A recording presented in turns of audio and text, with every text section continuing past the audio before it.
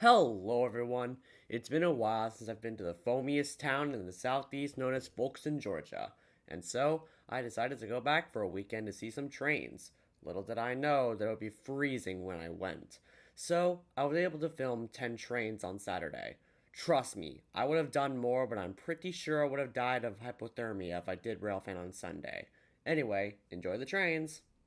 The place that we would call home for this relatively short trip would be the Roadmaster's Lodge, a quaint little lodge right by the tracks a little way south of the iconic Folkston Railfanning platform. Our first customer would be Amtrak PO53, the southbound auto train with two chargers and Dash 8 511 trailing. From what I've heard, this is this Dash 8's final run south as it is being replaced by a GP38. I believe that the two Jeeps replacing the Dash 8s are 746 in Lorton and 748 in Sanford. If anyone knows what's going on with the Dash 8s, please let me know down in the comments.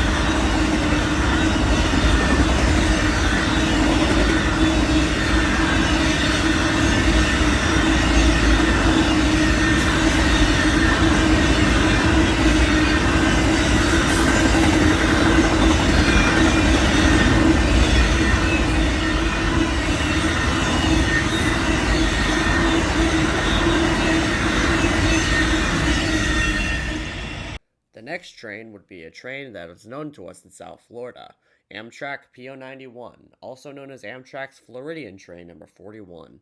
If you are wondering why I said Amtrak PO91 instead of PO41, it's because, Amtrak PO41 doesn't actually exist out here. Wait, hold up. Before you pull out your pitchforks, let me explain. While Amtrak and Tri-Rail on the SFRTA territory calls it PO41, CSX still has it on their timetables as their old symbols.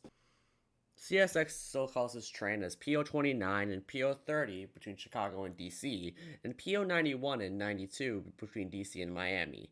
If you are wondering why these symbols are the way they are, it's because these symbols used to be Amtrak's Capital Limited between Chicago and DC and the Silver Star between Miami and New York City. Wait, isn't there already a train between NYC and Miami already? Yes, there is. That is the Silver Meteor you were talking about. But while the Silver Meteor and the Silver Star used to run through the same termini, both trains had their differences outside of their names, symbols, and scheduled arrival and departure times. The Silver Star had two detours where it branched off the path the Silver Meteor takes. After Winter Haven, the Silver Star takes a detour to Miami, stopping at Lakeland twice before continuing north, while the Silver Meteor just skips the detour. Both trains continue on the same route until Savannah, Georgia, where the Meteor takes a more coastal and direct route. The Star, on the other hand, takes a more inland route where it connects with the state-supported Piedmont and Carolinian in Raleigh and Cary, North Carolina. Today's Floridian takes the Silver Stars route, including both detours, and takes the Capital Limited's more direct route between Chicago and DC via Pittsburgh. If you want to learn more about the Floridian, you can go ahead and watch this video I made on it.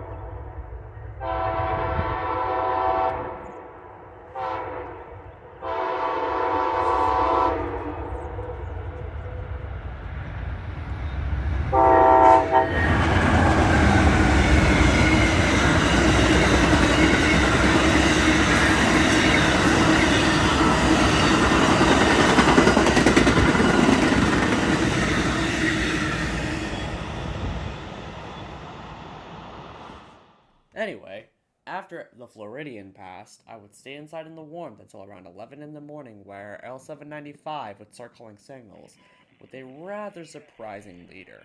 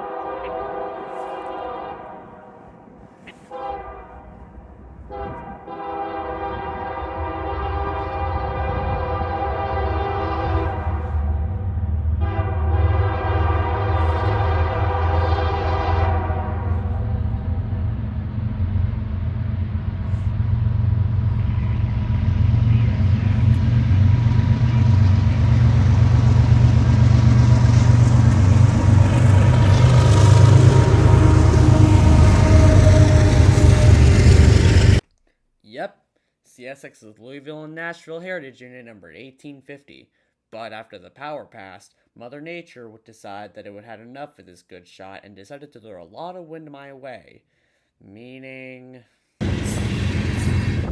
Yep, my camera fell over. Anyway, I honestly think CSX's Heritage Units are criminally underrated. Mine is 1853. The wrong lettering absolutely ruins that unit.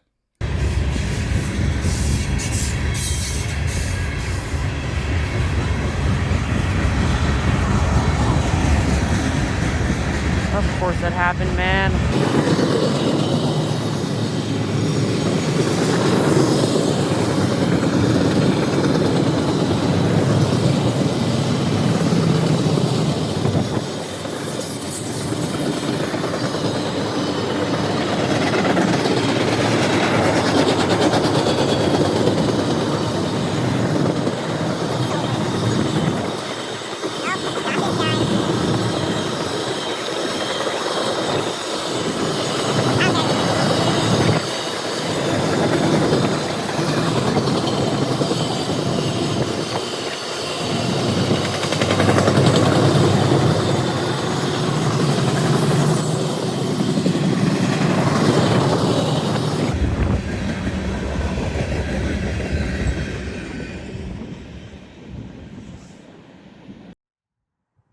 After L795 passed, 30 minutes would fly by until M603 would run through Folkston with 2 GVOs on the point.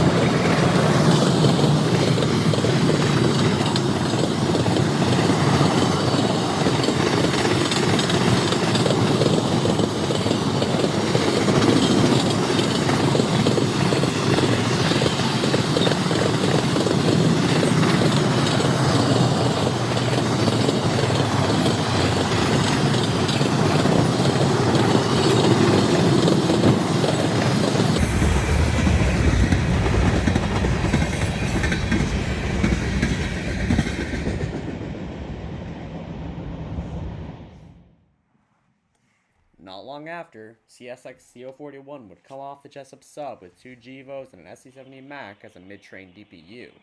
Coming up behind him on the other track is I-137, trying to catch up with CO41, which he would later do at a defect detector just past the South Georgia-Florida border.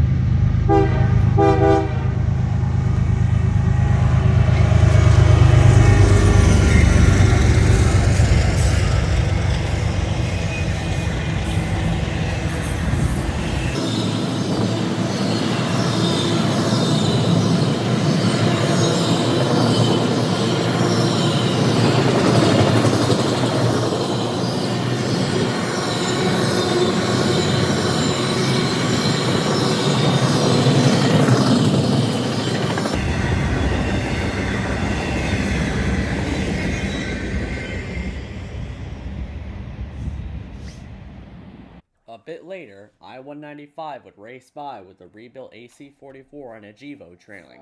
Additionally, the crew of I-195 would give me a quick little horn show passing by my camera.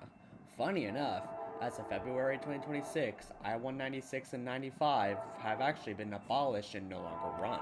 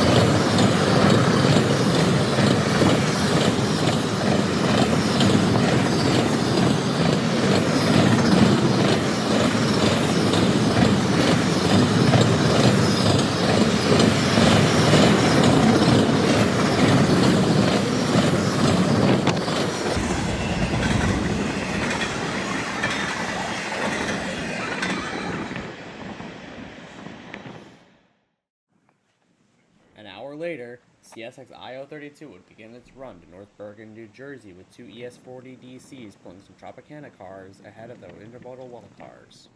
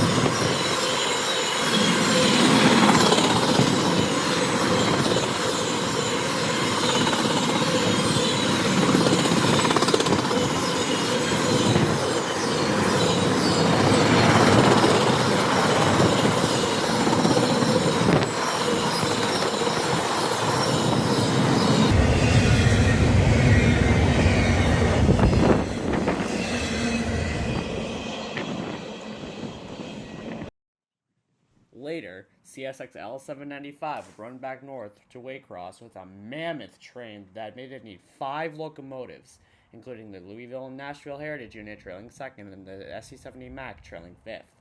While this huge train was passing by, the sky would open up for not rain, but a bit of snow.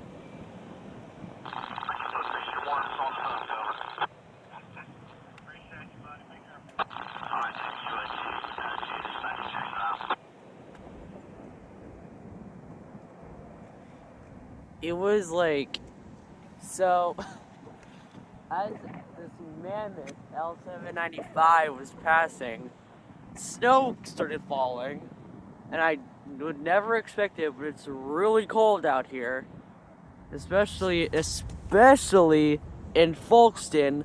So, I honestly don't know what I'm gonna do. Oh, I honestly do not know what I'm gonna do here. So, I guess we'll just wait for more trains and then I'll head back. I've been heading back in for a while now. So, I actually haven't seen, I've only seen like one train pass by while I was inside. So it's kind of like a dead time. But I feel like the train action is gonna pick up here soon. So I'll see you guys later. Unfortunately, the train action would pick up while it was way too cold. The last train I would catch would be M457 to Taft Yard with 2 GEVOs, one on the head end and one as a mid-train DPU. Trust me, I would have railfanned more, but it was absolutely freezing cold when I went. M45731, CSX L795, got limited clear, boost turnout 11 southbound.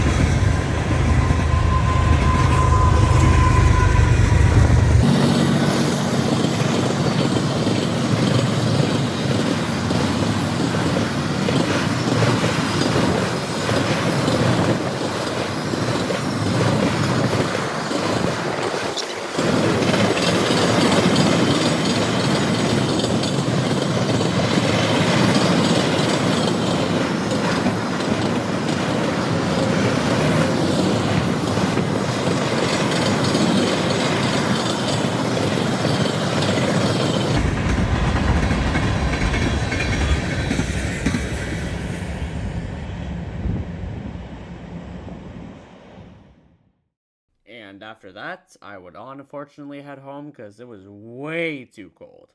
Anyway, I hope you guys enjoyed this video, and here's to getting more trains on the 4th Folkston trip. And until then, I'll see you all once I get a clear signal indication. Take care, everyone.